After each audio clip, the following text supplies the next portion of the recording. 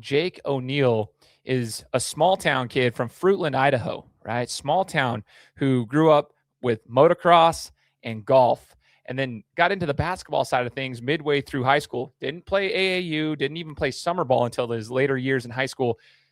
And now he's playing professional basketball overseas. There's a story within that story, though. And that's what we're going to unpack today on the podcast. I really hope you guys tune into this one. Just hearing what's transpired in the last 7 or 8 years in his career, how he got to the different places and how, his life took different turns and how he was able to navigate those turns to now playing professional basketball. Unbelievable story. Tons and tons of gold nuggets in this particular podcast. So I hope you guys tune in and listen to this one. I didn't actually follow Jake until he was at the College of Idaho, but I didn't even know how the story that led up to him getting there. I had no idea.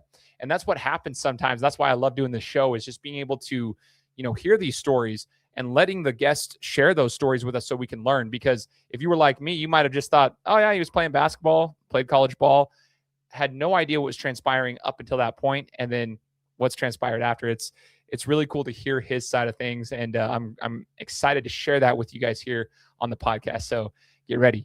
This is the Gametime Guru. So what time is it? Game time. This is the Gametime Guru Podcast, where I interview sports figures from all over the world to help deliver a panoramic view on sports. So whether you're a former athlete, one of the crazies, or simply a casual sports fan, this is the perfect show for you as we peel back the curtains and learn from our guests every single week. I'm your host, Shane Larson, and I'm helping you see sports through a different lens. What's up, everybody? Welcome out to another episode of the Gametime Guru Podcast. Shane Larson here, again, host of the show. I want to say thank you to everybody who's tuned into this podcast. Today, we have another awesome opportunity to learn from one of our guests.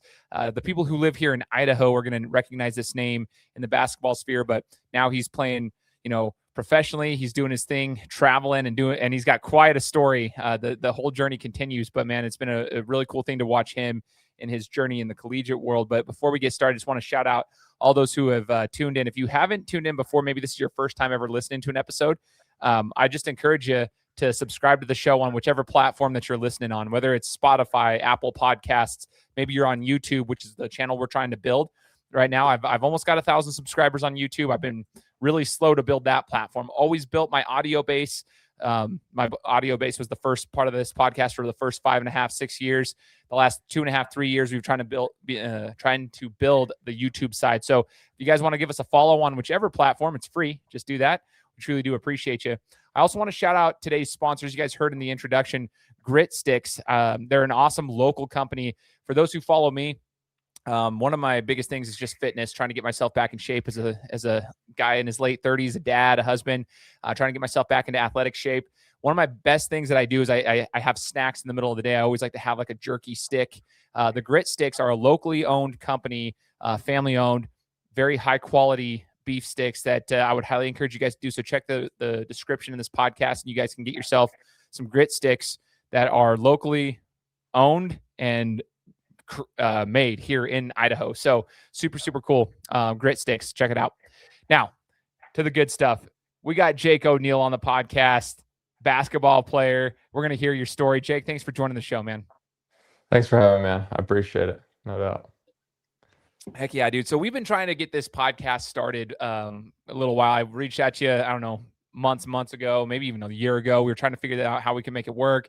Been traveling. Things are just crazy. And then finally you reached back out to me and I'm like, oh, thank you. Because I've actually had you on my mind. I always have the name of guests and I'm like, dude, I still got to get this person on my podcast. So I'm just glad we could get this to happen. But before we even get into your like current state of basketball, I kind of want to make sure that we learn about you as far as like just kind of your collegiate game and even before that. So I knew who you were in the college game. I didn't know much about you before that. So let's go before collegiate basketball. Where did you grow up playing ball? Where are you from? And just kind of let's discuss your early days of the basketball career. Yeah, for sure. It definitely sets up the whole story. I am from Fruitland, Idaho. So small town over here on the west side of the valley. And, I didn't always grow up really like focusing on basketball. It was always a sport I played. It was always a sport I loved, but The two things I really did growing up were motocross, because my dad was a professional motocross rider, and golf. Fell in love with golf at a very early age. And so, yeah, I was really focused on that growing up. So basketball was always kind of in the rearview mirror. And yeah, it didn't get that much attention.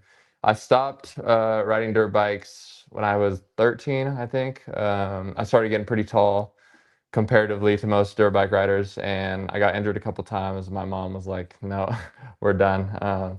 My dad's had, I think, over 30 surgeries being a professional dirt bike rider. So yeah, cut that one out. I actually want to ride this summer for the first time in like 8 years, but I really started focusing on golf in my early high school career, and I spent a majority of my time, I'd say 70% of the year, 80% of the year, just focused on golf. You know, and obviously in Idaho, you don't have a big winter golf season. It's not like you're in Arizona. So I took that time to play basketball, and then the rest of the time I was fully focused on golf.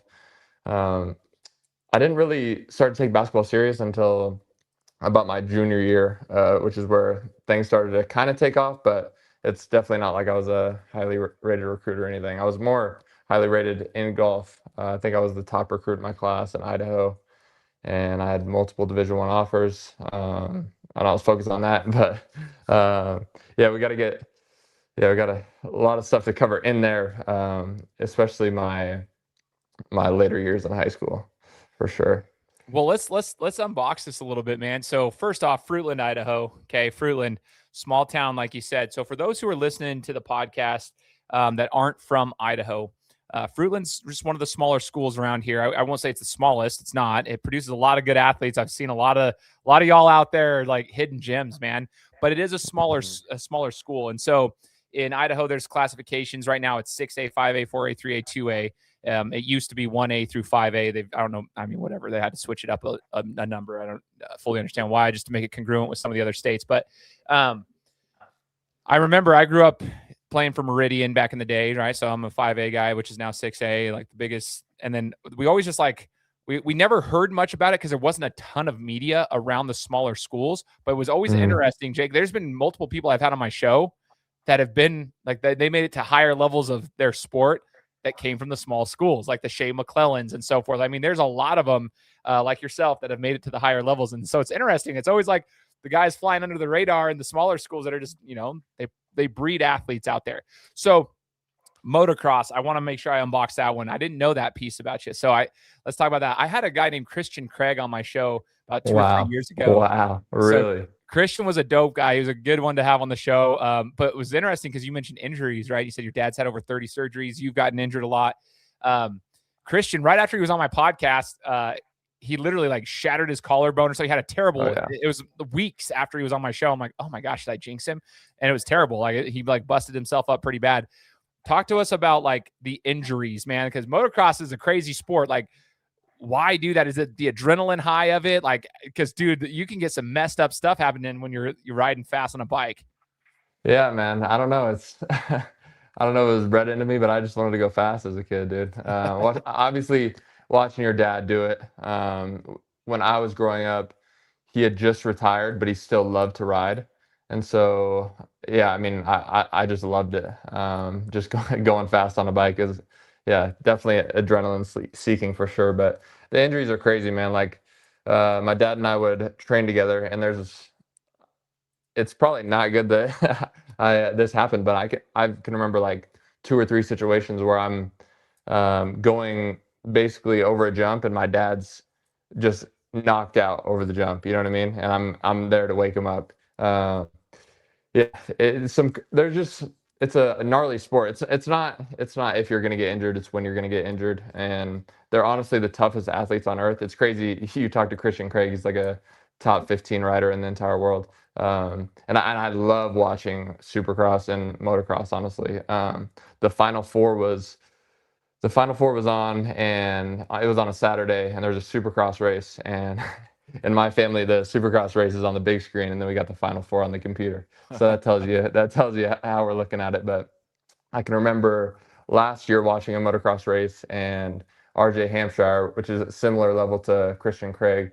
He had wrist surgery a week before the first round of pro motocross, and he was out riding with the best riders in the entire world. So it definitely kind of builds my mentality a little bit, because some basketball players, you can sit out for multiple weeks and months on little injuries, and for me to look at those guys and say that it doesn't matter what type of injury it is. Hayden Egan can break his collarbone. They're going to be back in 3 weeks, dude. They're going to patch together and they're going to be out on the bike. So definitely builds your mentality a little bit, and it's good to take from other sports as well. Oh, for sure, man. Well, let's talk about golf too. So the mental side of golf, and you were competing at a very high level in high school. It sounds like you were doing a really good job. Talk to us about what you learned in competing in golf, and like what that was like for you. Because man, like, ooh, dude, there's a reason I don't golf, because I would snap my clubs. There's no way, dude. I have no patience for that. But I would love to hear what it taught you and like how you became so good at it. I think it really taught me how to focus on the process, because there's so much out of your control in golf, and it's such a specific skill. And there's just little things can lead to the result, and you can't really, you can't change it. So you just really got to focus on the process and what you can control, and everything's up here. It definitely taught me I gotta unbox everything up here, and just be fully mentally prepared for every single round. But I think it was more the training aspect that I picked up. I think I took my golf training, because you can be out there for 5-6 hours out there training on golf. And I think my work ethic translated from that eventually into basketball. So that's what's so interesting. I don't know. I would imagine like the next shot mentality type of thing. Because if you make one mistake on your drive, it can set up the entire rest of your hole is like messed up, right? And you have to just figure out a way to finish the hole. Have you ever had an experience like that when you were golfing, where it's like, okay, you sliced it, now you got to finish the hole and do the best you can to like do some damage control, and then just get on to the next play, like kind of thing, Yeah, absolutely. It's the same thing with basketball. It's always next play mentality. You try to do your best on every single shot, and then just go find it and go try to hit the next best shot. You know what I mean? It's a tough game, like you said. You're going to put yourself in weird situations. I mean, that's what the best golfers in the world, they're really good at getting themselves out of those situations. And that mentality of letting go of the past and just trying to do your best on the next shot is something you could probably take to life and all sports. Oh, for sure. Absolutely. Yeah, for sure.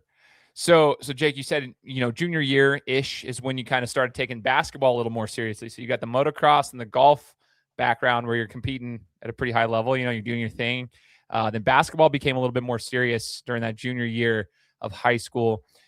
Did you compete in any club basketball at that time? Were you competing in any of those things like travel ball, or was it simply playing basketball at Fruitland High School? Nope, I didn't play any AAU. I didn't even really play summer basketball. I played like a couple tournaments with Fruitland, but it was pretty much strictly golf at that point. What started happening was I started to train in the weight room a little bit more. My mom owns a CrossFit gym over here in Fruitland, and I started to go to that, get a little bit stronger. And I was always skilled in basketball. Nothing crazy, but I could always play. And once I started getting stronger, my game started to slowly just continue to get better. So the weight room, let's talk about that for a quick second. I always talk to the kids that I've coached, the seniors in high school, the 17U squads that I've coached in travel ball, of the importance of the weight room. What specifically changed for you in the basketball side of things once you started lifting weights at your mom's CrossFit gym? Like you started going to the weight room. So you mentioned it kind of helped you. You started getting physically stronger, but like, was there any specific part of the game that it actually helped you with? Yeah, I mean, everything, man. My speed, my athleticism, the game seemed to start to slow down. I started to be able to use my body more, be able to move people off spots, hold my spot. I mean, I tell kids all the time that I sometimes train or mentor around here that there's so many Division I basketball players that are in Division I because of their athleticism and their strength. And there's so many NAIA players or D3 players who are probably way more skilled than these Division I players. Like if you were just to ask them to shoot 100 threes, they'd make way more.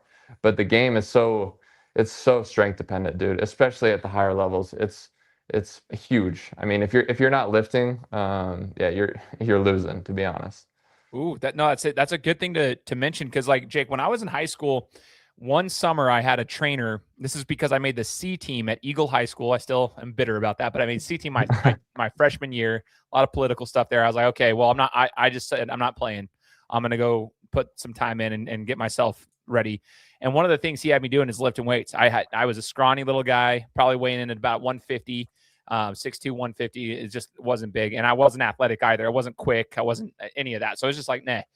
And I remember one of the things he taught me, Jake, was like visualizing while I was lifting the different things. I wasn't doing like sports specific stuff like they do now. Mm-hmm. There's a lot of agility stuff that they can do now that's even better. But like back then, like even doing a lat pull, for crying out loud, like doing lat pulls. Yeah. He had me envision like ripping down a rebound. He's like, that's you ripping the ball down and you're pulling it down. Do not let anybody ever take that ball out of your hands, you know? So I try to tell these kids, because like there was something that happened with me, even like as I started to progress in the game of basketball. Anytime, even today, if I'm playing city league ball as a 37-year-old dude, I'll grab that ball and I will rip it down. And I promise you, like, no one's knocking the ball out of my hands on the way down. Yeah. Like I will break their hand. That's what he told me. He said, you break their hand on the way down, they'll never swat for the ball again. So I'd always just rip it down like I was doing a lat pull. Well, it changed the way in which I played. I had so much more confidence. And like, there was something different, you know, when somebody would try to post me up and I was a 6'2" guard and not getting moved like 3 feet back and actually holding my ground with leverage, it just gives you a different feeling of like, okay, like I can actually hold my own. There's a confidence that kind of shifts in the way in which you play. And so hearing you say that, like just like talking about those things, I wish these kids, and I hope they will through listening to this interview, they'll learn that and understand the importance of hitting the weight room. That is such an important piece of it all. Like, and then once your body catches up with it too, everyone's bodies are different, but once your body catches up and you've been putting time in the weight room, oh dude, it's game over. I freaking love that though. So Jake, talk to me about this. So at what point did you decide like, hey, I'm going to go and try to play basketball at the next level instead of taking on golf? Like some people would be like, that's a dumb decision. Golf's easier on the body. So they say it's easier on the body. Oh, scholarship. Like, let's go do this. Like, you can get your education paid for playing golf. Why not that over basketball? Like, talk to us about the decision making. Okay, so what ended up happening, and there was a couple great years in there, so not too many people know about this, but I played my first year of college at Boise State golf. So here's how I got there. My junior year, I played good. We won the state championship, and everyone always told me, if you want to go anywhere for college basketball, at Fruitland High School, you had to win a state championship. Like, there's no way around it. No one's going to see you unless you're competing at the highest level of even 3A. You know what I mean? So we did that. I was player of the year in the conference. I was first team All-State. And yeah, I had a really good year. And I started playing basketball that summer in between my junior and senior year. I was like, okay, this is the first year. Like, let's play some basketball, you know? I'm having a lot of fun with it. My golf actually started to go down a little bit because I was so focused on just getting in the gym, and I was just having so much fun. But going into my senior year, I had talked to Colby at C of I a little bit. Definitely no offer. I was not a dude who was going to get an offer from some of these schools. I talked to Rush at NNU, probably about a possible walk-on. So I was thinking about possibly going to somewhere for basketball for that. But I mean, it was obvious. Like, I had Weber State, Boise State, University of Iowa, Seattle U for golf, like good schools, and probably could get not a better education, but a better experience at a huge school and probably play, you know? So my senior year, my athleticism kind of took off. I never had a high school dunk or anything like that. And I started to be able to dunk a little bit. I started to get some more skill on the court. I actually started thinking, like, maybe this thing is possible. So before my senior year started in basketball, we were playing an open gym at the end of football season. And I landed on a kid's foot and I snapped my leg. Yeah, so I snapped my leg. It was like Gordon Hayward style, like broke straight inwards. Yeah, really tough experience, but I'm glad it happened to me.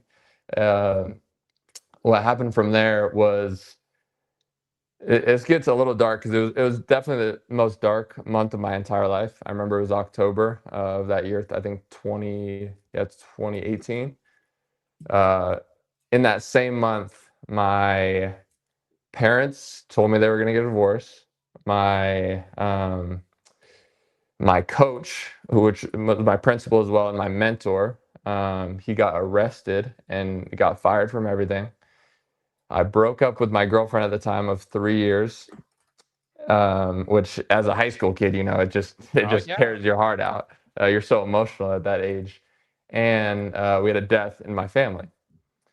Um, Yeah, so and I didn't know the family member too well. It was my half brother's stepmom, but it all happened in 1 month. And you know what? I was in the next 3 months recovering. I was like, you know what? I got an offer from Boise State. Let's just do the do the basketball thing. Let's be real. I'm from Fruitland, Idaho. I'm 6'3". I'm not that crazy athletic, not that crazy skilled. I have no offers. I didn't ever play AAU. And I started to believe this story in my head that, this wasn't going to happen. You know what I mean? And so I ended up going to Boise State. And from there,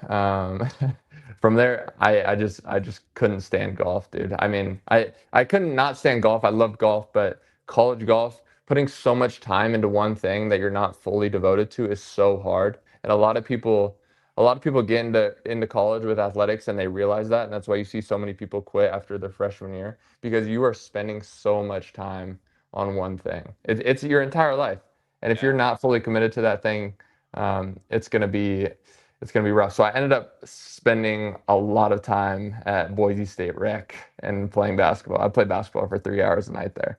So that's where I started to actually think, maybe I should give this basketball thing. I'm watching dudes in the NBA. They're the same size as me. Yeah, of course they played a Division I college, high major, and they got drafted, but they're the same size as me.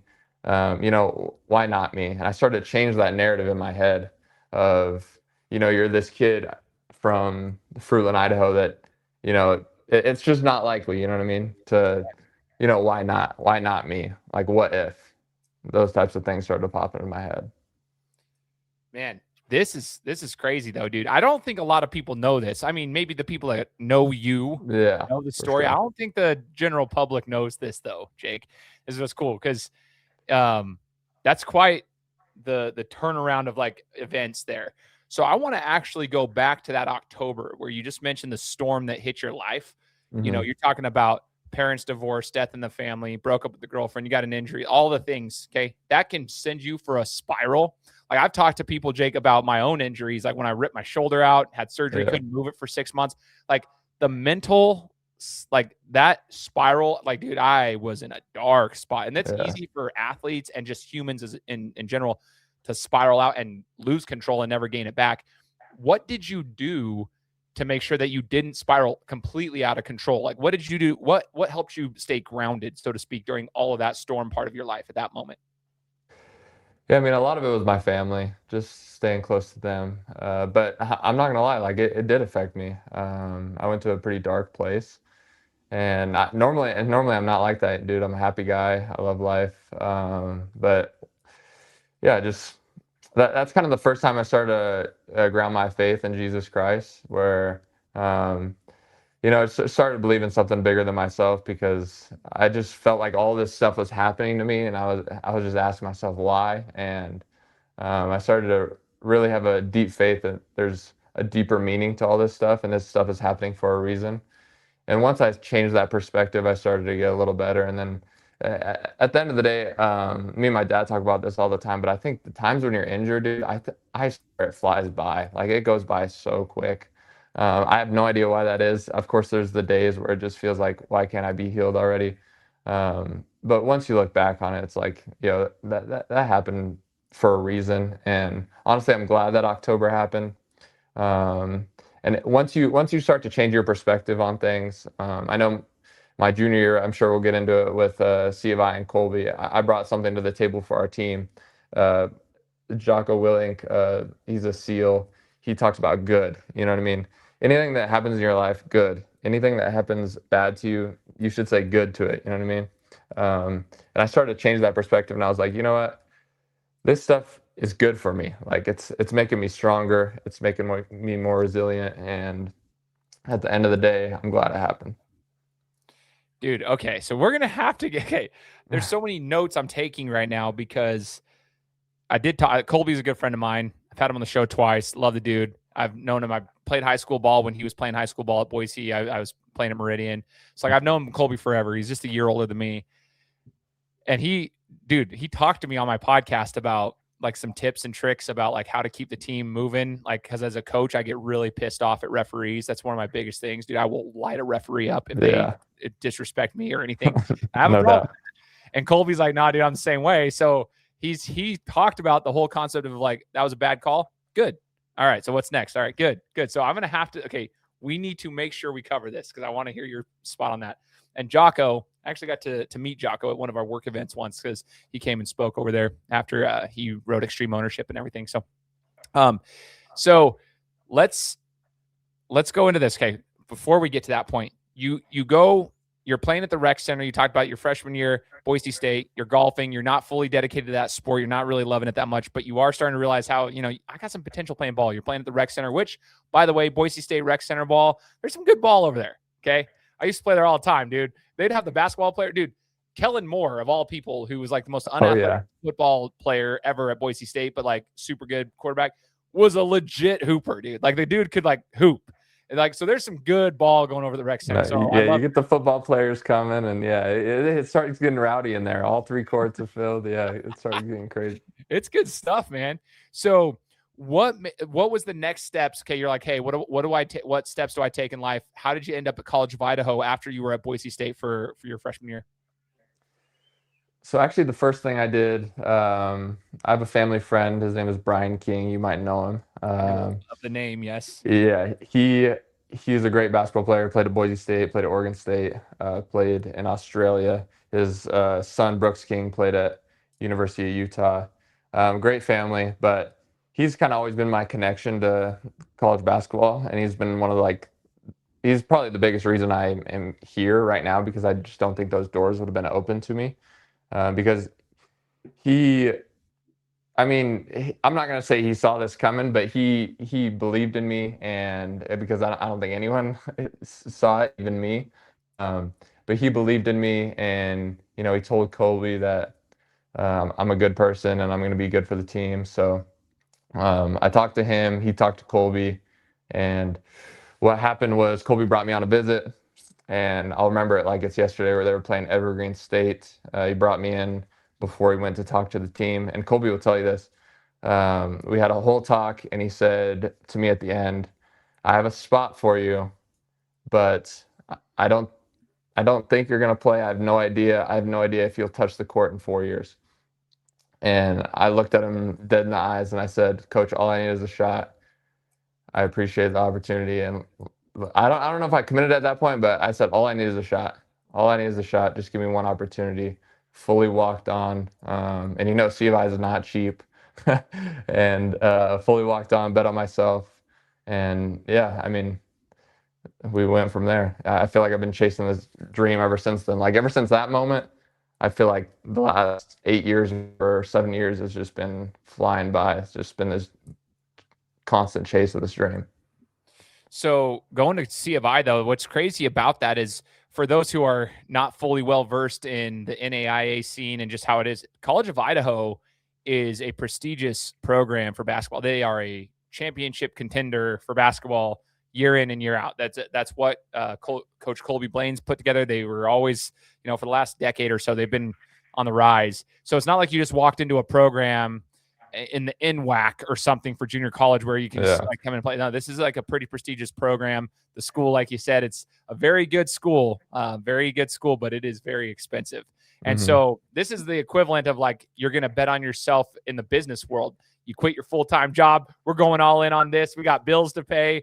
or taking on a Exactly. loan, because like, dude, I mean, yeah, I would just Google, for those who are listening, Google the tuition for College of Idaho and let me know what you guys would do in that situation. Like, hey, I'm going to pay at least my first year until I can see if I can get a scholarship. See if you take that risk, knowing what the tuition is at College of Idaho, not fully knowing what the scenario is going to be later on. And let me know, because I just want that. I want to plant that in someone's head right now as they're like thinking about your situation, because it's not as easy as it sounds. It's not like, oh yeah, I'm just going to go try out. It's like, there's a financial component to it as well. So For sure. So now you get over to College of Idaho. I had watched that you were a dual sport athlete. That's what it was listed on your bio. Mm-hmm. Did you keep playing golf? How did you keep yourself going over here? And how did the experience go as you get into College of Idaho? You're now in the system. You're going from Boise State over to here to go to school. What was that transition like to a completely new school? You're in Boise, Idaho. Now you're in Caldwell, Idaho, which is the armpit of the state, but the school itself is actually pretty good. What was the whole transition like going to a new scene, man? Yeah, so it was COVID when I left Boise State. So everything went down in March, and I moved home, and it was honestly the best thing for me. Like, my dad is a grinder, like he loves the gym, and there's nothing to do. It's COVID, dude. We just every single day we grinded, dude. So that was like the start of the transition phase. During that time, the head coach of golf, Jeff Davies, reached out to me. Super chill guy, like one of my mentors, and I still talk to him to this day. Great person, and has built that golf program up from basically scratch, dude. And he just basically told me, dude, there's no pressure on you. I'm not trying to get you to come here.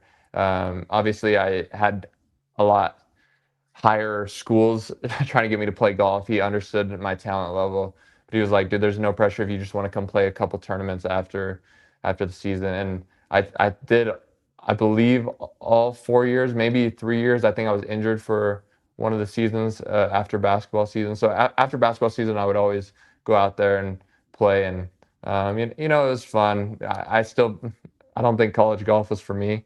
But he definitely made it fun, and I actually met a lot of great guys during that.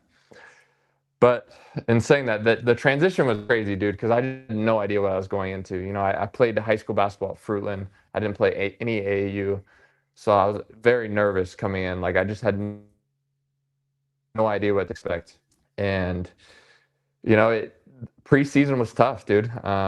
They were the number one ranked team in the NAI the year before that. Obviously, the tournament got canceled. There's so many good players that are now some of my brothers for my entire life that I met in that first year, and that team still talks to this day. But yeah, it was tough, dude. And we played our first game in Montana Western, I believe, and I did not see the court for 1 second. Did not see the court at all. I wasn't too discouraged because I understood it could happen, but I did feel like I could play out there. And the second game, we actually played Boise State in an exhibition, and there was an injury. My good friend, Ivor Miles Williams, who was previously coaching Rocky Mountain, he tore his Achilles, and from there, the door of opportunity came, and I kind of kicked it in. You know what I mean? I got to play against Boise State, which was the college that I was just at, and I was watching those dudes practice. And yeah, I was watching them play, so it was pretty crazy. That was my first college game. Had a good block on Ray J. Dennis for some reason. That was like the biggest thing I did that game.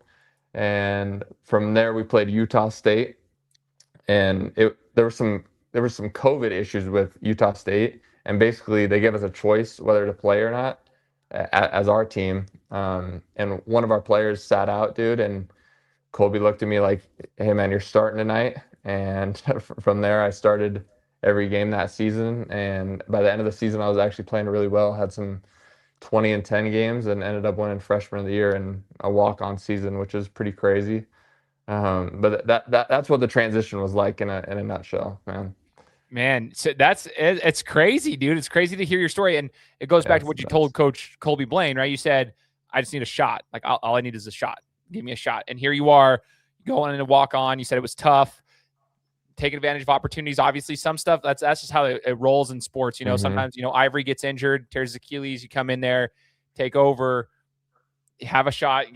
Things happen, but you have to take advantage of those opportunities. But you still have to be prepared for those opportunities. You can't just like you're putting in the work in the process, and then you take advantage of the opportunity when it is there, and then all of a sudden you're freshman of the year, and you're doing the thing. When you said it was tough, though, Jake, one thing I want to make sure I touch base on there. When you said, "Oh, it was tough," the preseason was tough. What was tough? What does that mean? Like conditioning, the speed of the game. What was tough for you guys? I think for me, it was just how often we were on the court and then how often we were lifting with it. Yeah, dude, we're just grinding, man. And as you know, as a basketball player, when you're on that court a lot, your legs start to hit the decline, man. You start not being able to dunk very well. I'll tell you what. So just going through that process for the first time, where it's like going through a season and understanding the load that you're putting on your body. You got to start sleeping right. You got to start eating right, which is something I really picked up on, and I got to help with my future teams. I think if you asked Colby what my biggest thing that I did for C of I, it's not going to be any points or any stats. It's I showed my own teammates how to be a professional in college, taking care of your body, going to sleep. I was known as kind of the grandpa at the end, where I was like, no, I'm not going out on Saturday night, fellas. I'm going to bed. So yeah, definitely some crazy stuff. I mean, you get used to it over years, but that first year, dude, you're gonna feel it. Dude, I love that. And just to touch base, I love that you were a leader in that capacity too. I think that's an underrated skill set that needs to be mentioned.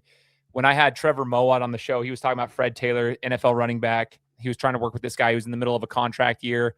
Trevor said, hey, we were working with him. He kept getting soft tissue injuries with his hamstring. And they said, okay, well, they just strategically started having him come into the trainer's office for the Jacksonville Jaguars at like 6 a.m. So we had early morning treatment sessions prior to practices that were starting at like 8, 9 o'clock. So naturally he had to keep getting up early. So he's like, dude, I got to go to bed earlier.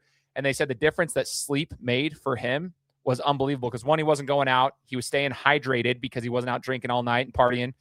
He was getting enough rest. All of a sudden it was in the middle of a contract year. He didn't have one torn hamstring. He had a career year. Then he got an extension for 3 years, which was massive in the NFL because he almost didn't make it past his rookie contract. And so just the sleep component of it, that's a huge thing, dude. So like, I always talk about that. I think that's an awesome leadership skill set to bring into somebody, like just understanding the importance of sleep. And as a college athlete, that's really hard to tell people because they want to go out and they want to party. They want to experience college life. But, there's some important pieces to it. Tiny habits, man. Yeah, dude, absolutely. And you're making those daily deposits. Now, Jake, as you guys, you were competing with them during the national championship season. Talk to us about that year, a national championship. Because I remember watching the game, watching the national championship, and it was absolutely insane, dude. So talk to us about that year. Dude, it was crazy. The year before, we had lost in the Elite Eight to Loyola New Orleans, and they're a really good team, and they ended up winning the national championship. So I think over that summer and building into that year, there was this confidence in us that we took the best team in the country last year we gave them the best game. So out of the whole, everyone, I mean, they smacked everyone, dude. So we kind of had this confidence that we could do it. And we came into the year ranked number 1. And our first game was against Arizona Christian, who was number 2. So the first game of the year, you're playing 1 versus 2. And dude, it was a boxing match, and we ended up losing the game. And from that point on, we won 36 straight basketball games and won the national championship. And that's to put it quickly, but the whole season, dude, it was such a grind, and we were all just so focused on the team. It was the one year where, in my whole college career, where it just felt like everyone was so bought into what we were trying to do. And it was just special. It was just special, man. Special people, special coaches, a special fan base, and it just didn't feel surreal. We were never focused on the win streak or anything like that. We were just always focused on the process, how we're going to win this game, this half, this possession. And dude, I mean, it was insane. You had 5 players averaging 10 points per game and no one averaging over 13 points per game. Like, what type of team does that? You know what I mean? It was super fun basketball. you got a bunch of kids from Montana, Idaho, Washington, and a fun team to watch, dude. We're getting out there, getting on the rim, playing against, great teams. And I can't even describe that year, dude. It was crazy. So like that was an awesome year to follow, you guys. That was incredible. Good basketball, really, really good basketball for that matter. It was really good. It was fun to watch. Now you get into the national championship game you were up, and then all of a sudden, I mean, that's how basketball's played. There's games of runs, and sometimes it feels like you can't make a bucket. Nothing's going your way when everything else was going your way. Can you break down what was it like to be in that game when you had the momentum swing, and then all of a sudden it's like, oh, we got to close this out, and then the pressure's on, and you have to find a way to finish. How did that, I guess, the accumulation of the entire season take, where you said everyone bought in, everybody was playing for each other? Yeah. How did that help you guys close that game out when the momentum shifted the other way? Yeah, I mean, throughout a whole season, it's not like we blew every single team out. There was a lot of close games that I can't even point specific ones. I played so many college games, but I just know that we were in that situation so many times. Maybe not how we were in the national championship. We were up 20, and they brought it back to 1 or 2, I think. Or I actually think we were tied at the end of the game, dude. And, we were just a team, dude. We had this confidence to us. I can't, it's hard to put into words, but we had this confidence about us that we were going to win. No matter what happened, no matter what they did, we were going to end up winning that basketball game. It was just crazy. It was just built up throughout the whole season, and it wasn't about skill, dude. It was not about skill. It was about all of us were connected up here, and there's not one person on that entire team that didn't think we were going to win that basketball game. Even when we were lost a 20-point lead, like there was still a confidence to us. How did it feel like cutting down the nets and having the trophy? Surreal, dude. I still feel like I'm emotional about it to this day, but I saw my mom after, dude. I just broke down into tears, and I'm not the biggest crier, but I lost it, dude. My dad was crying, my whole family was there, and dude, I was just bawling because the sacrifices you make, man, to get there. I mean, for me personally, that year I was injured pretty much the entire year, and I couldn't jump off one leg. I had a huge groin injury where I had to take 3 months off after the season, and I was in rehab pretty much every single day before practice. Some days not even practicing. And dude, it was just such a long grind from when I started the journey at C of I, and then we kind of built our team that second year where we lost to Loyola, and we got this connection to each other. And we all sacrificed so much, dude. I mean, like the amount of work you put in as a college basketball player and the amount of work that we put in, and having to go to school there with such academic prowess there, it's a lot. So it's like a relief, and yeah, it just broke down emotionally, dude. It was a great night. We kind of got to, just relax a little bit. You're so high strung, dude, and just like ready to go every single night, especially in that tournament. It's a very tough tournament to win. It was just cool to cut down the nets and have that experience. Was insane. Dude, can you tell me something real quick? How's Colby in those situations? Like, did he let loose a little bit too? Did he have some excitement? Because he's a passionate dude. But I want to see, like, does he get excited too when he finally wins and the job's done? Oh yeah, dude. Yeah. When you're watching him from the sidelines, like he looks a little crazy, but dude, he's a player's coach, man. Like he builds real connections with his players. He knows what your mom's name is, he knows what your dad's name is, he knows what your family's doing. Like he builds real connections, and that creates like true purpose and true meaning in a team. Yeah, so of course, like at the end of the day, dude, his goal was to get us there, and he got us there, and he's an amazing coach. I think he could 100% be on the Division I level if he wanted to. Not everyone wants to do that, and we'll see if it happens. But I mean, obviously he's got a great spot at C of I, but like I'm just telling you, the level of coach that he is, he could be anywhere he wants to be. You know what I mean? Absolutely. Shout out Coach Colby Blaine. Man, that's dope, dude.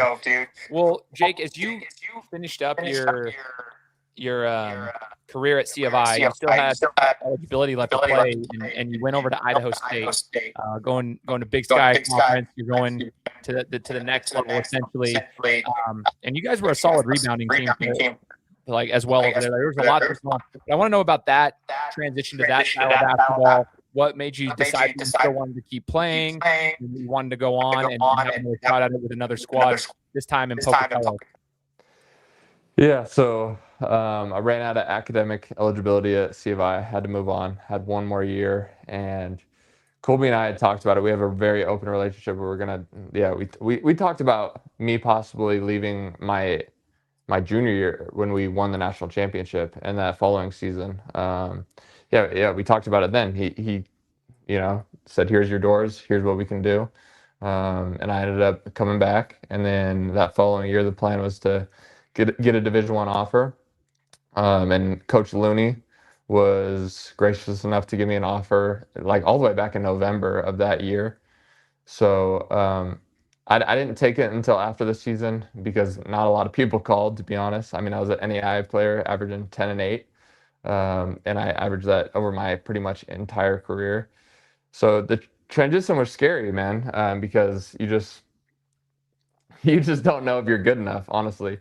No matter if you think you do or of course you have this confidence that you think you can do it, but you don't really ever know till you're there. It was a different transition, but my goal was always to play professional basketball from about my sophomore year. I was like, I want to play professional basketball. Colby, how do I get there? And he said, you got to play Division I. And that's where the basis started. That's where the groundwork started. And he was 100% right. I've seen NAIA players who were 3 times the stats of my NAIA career. And they go over and play overseas, and they're playing in 3rd division. But I got to play in one Division I year, and it set me up for like playing in 1st division somewhere where an NAIA dude would play in 3rd division. That's just how it works. I wish it didn't work that way because skill level, obviously, there's great players in the NAIA, but that's where it started, and yeah. So going over to Idaho State though, and you're getting over there to build your resume up a little bit, build out that portfolio. How did you feel like? Did you feel like you transitioned pretty well, even though you weren't 100% sure how it was going to go? You still have some self-doubt a little bit every once in a while, but you go over there and you're competing. Did it play out the way that you wanted it to? Do you feel like you got better, or did it just look good on a resume? No, I definitely got better. Playing against high-level athletes. I mean, the team was athletic, dude. Our team was super athletic, one of the best rebounding teams in the entire country. When I got there, I knew it was going to be a different world, and practice was going to be hard every single day. We're going to compete every single day. I ended up breaking my Adam's apple in the preseason. So you can see this huge scar. I have 12 screws in my neck. So I missed a majority of the preseason. But before that, this summer and a little bit into the fall before I did it, I built up a pretty good resume with Looney, and he loved my rebounding.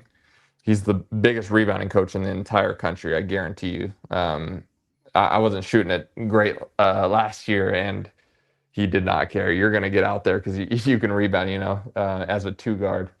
Normally, every coach wants their 2-guard to be a sniper, and he wanted his 2-guard to be a rebounder. So I actually barely got cleared before the first game, Arizona State. And so I really didn't have much conditioning. I was lifting quite a bit during that injury, but I didn't really have my legs, dude. And he started me, and I ended up having 10 and 10 that night against Arizona State. And it was just one of those things where right when it started, I was like, okay, I can do this. This is a basketball court. It's the same length as the NAIA one. It's the same ball. Everything's the same, dude. It's basketball. Go out there and play. And I think the thing I learned was my experience playing so many games over the 4 years at C of I gave me such a advantage over the freshmen and sophomores that, are just coming into college, still trying to figure it out. So it worked out, that's for sure. Dude, I love hearing that. Can you give me like some advice on like how did you guys focus on rebounding? Were there drills that you did specifically to Oh, focus dude. on that? As a two guard, how did you develop to be such a good rebounder? Oof. Well, with me, it started way before Idaho State. It started at C of I. The reason I got to play at C of I was because I could rebound. Colby was like, if you want to get on the court, you got to play defense and you got to rebound. Because to be honest, your other skills aren't good enough yet.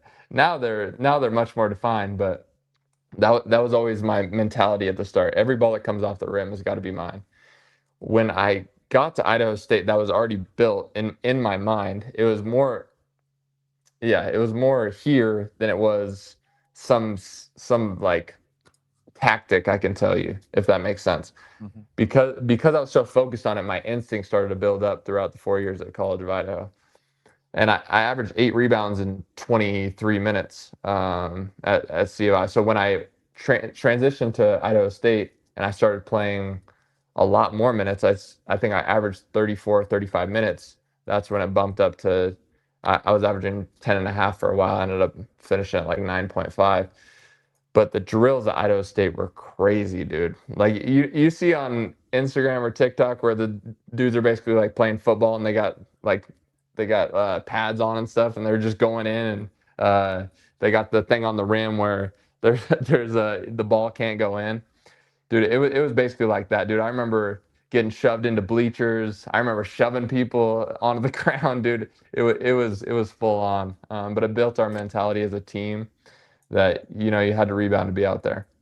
Dude, I love that. I'm gonna snip this out and talk to my kids that I'm the 10-year-olds. I want them to know like the importance of it. Start getting in that mindset now. If you rebound, you can compete, or you can at least play on the court, right? Like that's Yeah. I mean, it's just a mathematical equation, man. If you get more possessions, you're going to get more shots. And if you get more shots, they get less shots, and you're going to have a better chance to win. So that's how it works. I love it.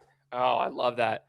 So Jake, as we get to the next part of your career, I just want to ask, like, out of your collegiate career, both at College of Idaho and at Idaho State, who is one teammate that stands out to you for whatever it might be? Like, who was one teammate that you'll always remember? I'm sure there's tons of them that are your brothers for life, but like, who's one teammate that made a major impact and why?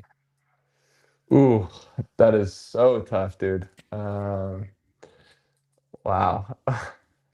The one teammate that made the biggest impact on me, dude.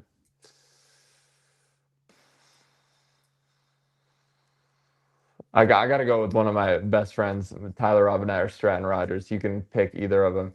But I lived with him. I lived with Ty for 4 years, lived with Strat for 3 years. And, just the camaraderie we built as a little trio. I mean, they're literally going to be in my wedding, like 100%. I'm sure my brothers will be my best men, but they're going to be in my wedding. And it's those connections that you build that are going to last forever. But we all had like such a different. Me and Strat's role was pretty similar, but we all had a role on the C of I team, and all of us bought into it in a different way. Like we all have such different personalities, and I'll remember that trio forever. We lived on Sunset Avenue, and we call each other the Sunset Boys. So I can't say anyone else. Of course, Dylan Darling, who played at St. John's this year, he was my point guard at Idaho State. Obviously, hit the buzzer beater over Kansas. That's awesome, and I have a great connection with him. And he's one of my best friends as well. But yeah, I've had a lot of good teammates, dude, and that's one of the coolest things about playing basketball. Oh yeah, dude. If you go through the ups and downs, the battles of the whole year, preseason, all through the year, the anxiety of a national championship run, all the things. And then off the court, you're rooming with guys. Like there's a lot that goes on. There's a brotherhood created in athletics. So Jake, your goal from sophomore year on was to compete professionally.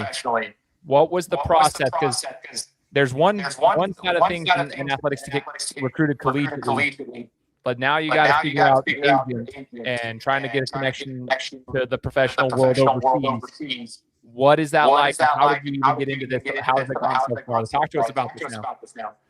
Yeah, so I think for the first time in my life, it actually happened a little bit more smoothly. I had throughout the season at Idaho State, I had maybe 20 plus agents reach out to me. And so that was nice. I knew after the season I was going to be able to not have my choice, but make sure I had the right guy and just make sure I was going to set myself up for the best possible career. So, yeah, I interviewed my top 5, got it down to 2, and chose the guy that I felt the most comfortable with. And yeah, this is a crazy side story, and I don't need to go too deep into it, but I was trying to get another year. For some reason, they were trying to give me another year, and I actually signed with Arizona State for a bit. I have no idea if you saw that. I don't think I remember that, no. Yeah, so I signed with Arizona State for like 2 months. It didn't end up working out, but at that point, I knew I kind of had the right agent because he's getting me, Power 5 deals out here. So it's been interesting, dude. They don't pay rookies a ton. So my first year, I signed last summer to play in Sweden's top division in the SBL, and I played for Södertälje, and I was the only American on the team, so it's pretty interesting development. And you do not make a lot of money your first year overseas. They don't pay rookies much unless you almost made the NBA. They're not going to pay you too much. There is money out there, but you gotta work multiple years at it. So yeah, I mean we can go into how crazy the overseas environment is. I've lived over there for I lived over there for the last 9-10 months. So yeah, it's a whole different world, man. Well, let's say this. So Sweden, how you go over to Sweden? I think this is the interesting thing. When I had who is it, Kobe Carl on my show, he used to play Boise State. He talked about this. There was a time in the NBA when he went overseas and he thought like, oh, it's just going to be easy basketball. We'll go there for a year, get our legs under us, and we'll get some more looks over back in the NBA. And he said, no, that was actually one of his worst basketball seasons he's ever played because it's a different style. There's a different culture. There's a language barrier. There's just there's politics that are involved within the organization itself. If you're the outsider coming in, talk to us about the transition back. Like, you're the only American. Did you speak the language? Was it hard to understand what was going on in practices? What was going on over there? Yeah, I mean, it's interesting. I think a lot of people struggle when they go overseas because they just don't know what to do. Like normally you're around your family, you're around your friends, and you go to this place where you know absolutely no one. And people definitely speak English, especially in Sweden. They spoke really good English, but people around you are not speaking English. You got to figure out how to go to the grocery store, dude. You got to figure out how you're going to like get from place to place. There's just such a big learning curve when in America, it's so familiar.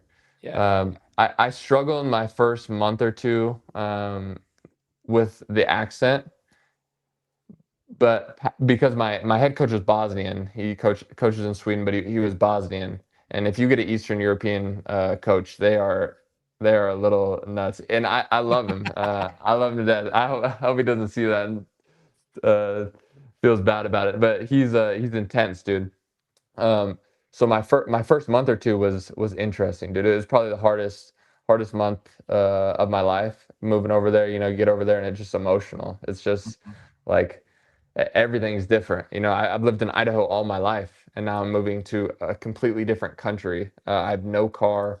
I'm riding around on a scooter. I'm just like, dude, it's just a different world. You know what I mean? And yeah, it's another part of it where you're betting on yourself, and eventually you just learn, you adapt. I became really close with my teammates there. I'm sure I'll still talk to those guys for the rest of my life as well. And yeah, it was a great experience. Did not 20 games there, and I got a call from my agent in early January this year saying that there's a possible buyout in Israel, which is one of the top 7 leagues, top 8 leagues in the entire world. So it was a great opportunity for me to go out there and play with the best guys. So we ended up taking that. And from there, it's even crazier. I feel like these last 4 months have been nuts. Well, this is it's cool to me to hear this, though. Like, you go over there, you got to transition. So in some degree, like I lived in a foreign country for a church mission that I spent 2 years in Brazil. And I can kind of relate in the sense of only was in Idaho my whole life. And I go over there and I'm like, whoa, dude, like this ain't the United States no more. But you learn to adapt. What was a day in the life like for you when you like how did practices work? How much time are you actually on your own? Because what I've been told, Jake, is that like there have been multiple players that I've talked to that played overseas, and some of them will say like when you get to the professional world overseas, yeah, it's intense at times, but the college grind is almost more for them because they had to do school and their sport. But when they're overseas, it's like 2 practices a day, and you have maybe a game or 2 a week. So how was it like for you? Did you have to learn time management? And how did you fill your time? What was a day in the life like for you? Yeah, a lot more time management than college. Everything's kind of filled for you in college, and then you get overseas, and it's just like, what do I do with all this time, dude? So, yeah, normally we were in the gym at about 10 a.m. to 11. We were shooting or just doing skill development, and then depending on the day, we would do weights after that. From there, we would have a little break, and we would be back in the gym for practice from 4 to 6. So yeah, I like the schedule in Sweden. We'll get to the Israel part, but Sweden was nice because there's 2 practices a day, and it's filled up. You wake up, go to practice, come back, take a little nap, maybe put the recovery boots on, go to practice, and then get dinner and call it a day. But I think the biggest things that I picked up on was I started reading a ton. Different types of books, and then I started journaling, dude. I got this journal in front of me right now, dude. I filled up 5 journals in the last like 9 months, dude. Like, and I've just been writing every single night. It helps me sleep. But definitely you can get caught up with all this free time. I try to stay off social media. I don't like scrolling on my phone. I feel like it's bad for my brain. I feel like I lose my edge. So I try to put in patterns in my life that's conducive to me. There's a lot of free time, but you can also fill it with things that are meaningful. I was 8 hours ahead, so whenever it hit about 4 or 5 p.m., my family's gonna wake up. I get to call them at night, and yeah, you just start to structure your day just like you would any other point in your life. Is just so much different. Oh, for sure. But that's cool. It's cool to see how you kind of like replace some of the things with more productive and effective habits, so to speak. Have to, dude. Hey, what's your favorite book you've read in the last year since you started playing? I read Atomic Habits, and I love to learn about the science of it. I've read the Grover books, Relentless and Winning. I'm trying to think of another one that really sticks out to me. I've read Jocko's book, Ultimate. What's it called? Extreme Ownership. Extreme Ownership. Yeah.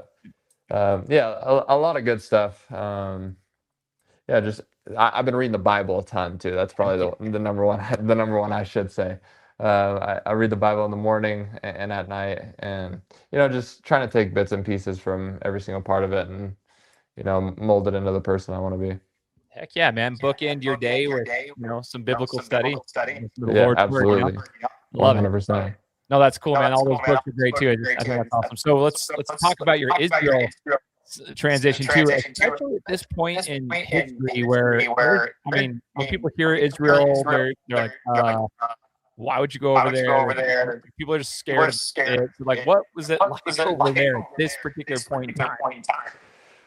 Okay, I'm gonna be honest. You fly into Tel Aviv, dude, it looks exactly like Miami, like 100%. It looks beautiful, dude. And there's skyscrapers. It's huge. It's a huge city. It is a first world country. It's not like the other Middle Eastern countries that you probably go to. Sure, there's some old buildings and stuff, and it's got such a rich history, obviously, since the start of time.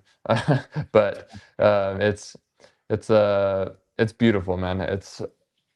My experience was kind of altered by how the basketball went, but the place is special in itself. I got to go to Jerusalem, which is crazy, dude. I went to the Dead Sea. I went to the Red Sea. Just got to see a lot of places that I don't think I would have been able to.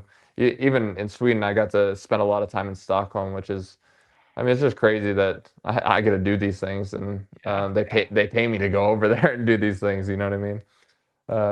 It's a beautiful place, though. It's definitely different. They're much more focused on their religions, and they have all more rules than us, where we're pretty free flow. Um, but the people are nice. I love Americans, and I didn't have any bad experiences at all. Oh well, besides when the war started. So was it scary being over there when things started going down from the political side of things?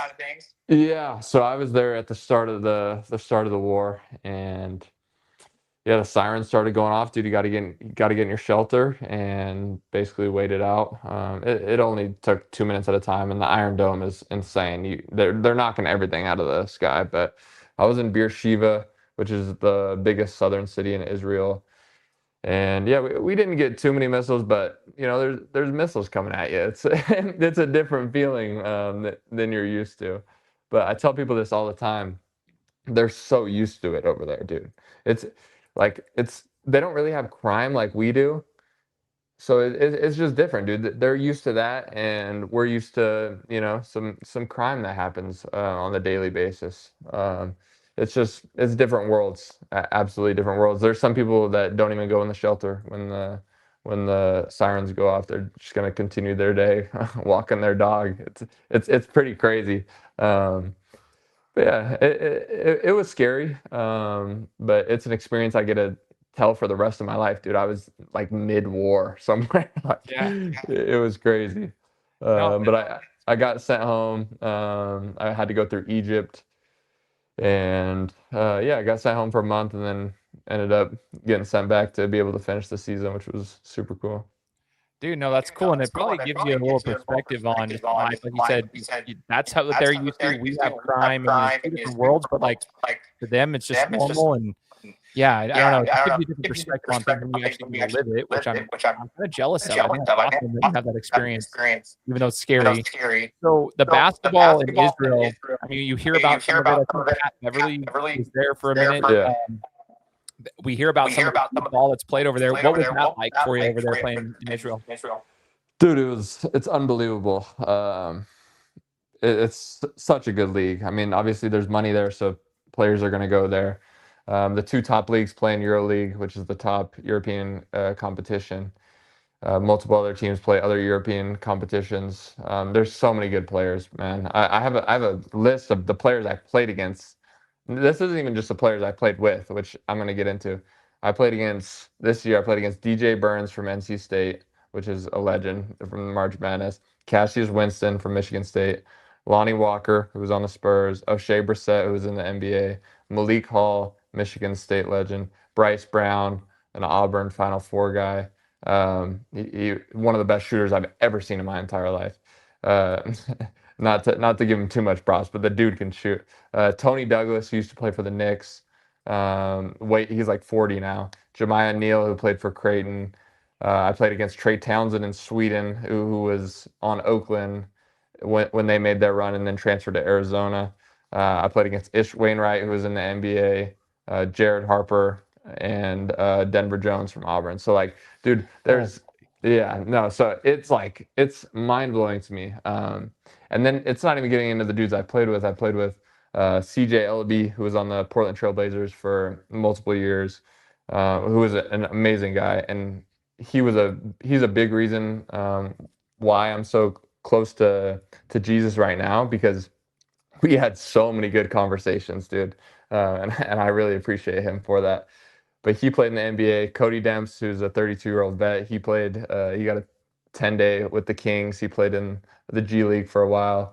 I played with LJ Figueroa, who has been on 10 days with the Warriors and the Lakers. So he has been in a locker room with LeBron James and Stephen Curry. He's been in film rooms with those guys. Like, dude, I mean, it's insane to think that, I don't know how many years ago, 8, 9 years ago, or yeah, I think 8, or maybe even 7, I was playing high school basketball 3A, and I had 0 offers, and now I'm playing with dudes who have been at the highest level, playing with the best players of all time. It's like, Yeah, I'm just grateful, to be honest. I'm super grateful to be able to take those things in, and I just want to keep going and keep making these experiences.